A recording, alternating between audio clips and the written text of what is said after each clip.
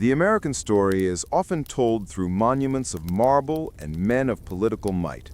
But the real spirit of this nation, the unbreakable, self-made spirit, is etched into the lives of those who started with nothing, faced the fiercest odds, and dared to define their own destiny. Few embody this profound, transformative courage more completely than Madam C.J. Walker. Her story does not begin with an inheritance, a privileged education, or even freedom. It begins in a whisper of steam, cotton, and the lingering shadow of bondage. It is the definitive tale of how a black woman, born into the most crippling poverty America could offer, forged an empire not just from hair pomade, but from an iron will and an absolute refusal to accept limitation. She was born Sarah Breedlove in Delta, Louisiana in 1867. The date itself is a contradiction. The Emancipation Proclamation had legally declared her free, but the economic, social, and spiritual residue of slavery hung heavy over her world. Her parents had been enslaved on a cotton plantation. By the time Sarah arrived, they were sharecroppers, free yet still chained to the very same soil. By the age of 7, she was an orphan. By 14, she was married, desperately seeking stability and protection in a chaotic world. By 20, she was a widowed single mother, moving to St. Louis to join her brothers who worked as barbers. The scale of her poverty in those early years is almost unimaginable. She lived in a slum, earning a crushing $1.50 a day, washing clothes in the humid, scalding heat of a laundry house. Every sunrise found her facing a mountain of rough laundry, her hands raw, her body aching.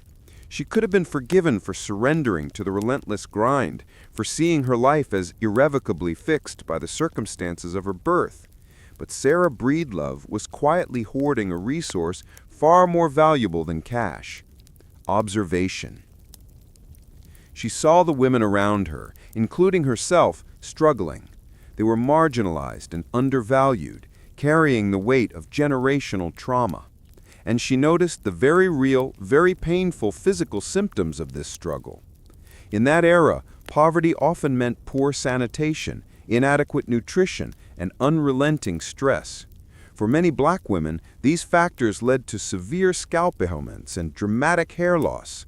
For Sarah, this was not just an issue of vanity, it was an existential crisis. Her hair began to fall out. In an America that relentlessly degraded the value and dignity of black women, the ability to present oneself with strength and pride was paramount. Hair was more than style. It was a symbol of respect, professionalism, and self-worth. Losing her hair was, in a sense, losing control over the last remaining vestige of her external identity.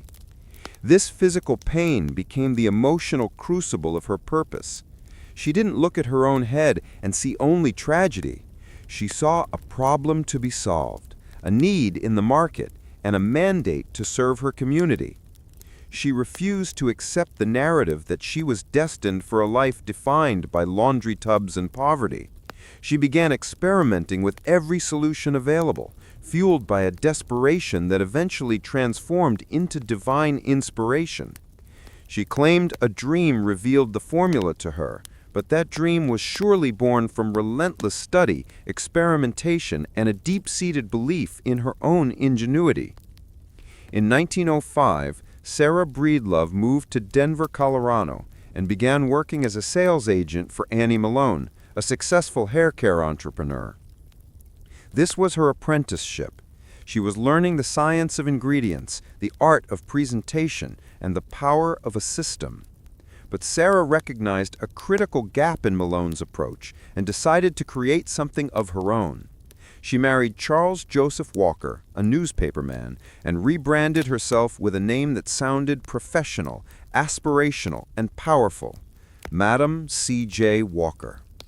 The product she perfected was the Walker system, a comprehensive regimen that went beyond the single pomade. It included medicated scalp treatments, specialized combs, and detailed instruction on hygiene. It was revolutionary not just because it solved the problem of hair loss, but because it treated black women with the respect and care their current society denied them. With a meager $1.25 in savings, Madam Walker launched her business. She traveled across the South and East, going door to door, salon to salon, demonstrating her products. She was her own model, her own advertiser, and her own delivery system. She lived the hustle, understanding that nothing builds belief like seeing the transformation firsthand. The true genius of Madam C.J. Walker was not merely her formula, but her distribution model. She recognized that the greatest untapped resource in the African American community was the potential of black women themselves. She didn't just sell products, she sold opportunity. She began recruiting and training thousands of women, her now famous Walker agents, teaching them how to care for hair, manage money, and run their own sales territories. These women, many of whom had previously been confined to domestic work or farm labor, were suddenly given a pathway to economic independence and self-determination. The Walker agents were instantly recognizable in their crisp white shirts and black skirts, carrying their signature satchels. They were taught not just to sell, but to hold their heads high. Madam Walker used her national conventions to do more than celebrate sales figures. She demanded that her agents be active in their communities, address political issues, and fight for racial justice. She was building more than a company. She was building a black female middle class. The very act of selling the Walker system was an act of defiance against a white supremacist structure that sought to keep black women subservient and invisible. Her success exploded. In 1910, she moved her operations to Indianapolis and built a sprawling factory, a hair salon, a beauty school, and an advanced laboratory. By 1917, her company employed over 20,000 women across the Americas, and she became known as one of the first self-made female millionaires in the United States. As her wealth grew, so did her responsibility. Madam Walker understood that wealth without purpose is merely vanity. She used her fortune as a tool for political and social change. She poured her money into the NAACP, the YMCA, and educational scholarships for young black students. When she built her magnificent home, Villa Lewaro, on the Hudson River, it was not merely a statement of personal success, it was a defiant declaration that black success could exist on the same scale as white wealth.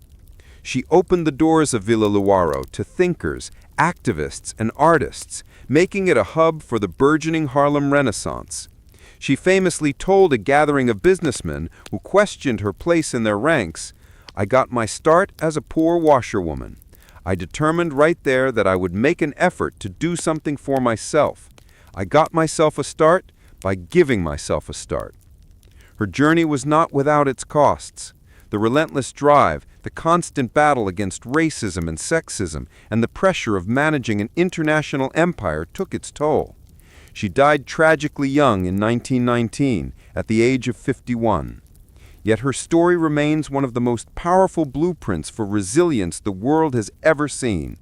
She took the trauma of her inherited poverty, the very pain felt by millions of women like her, and transformed it into a profitable, dignified, and empowering opportunity for all. She proved that the true measure of a person is not where they start, but how they respond to the obstacles placed in their path.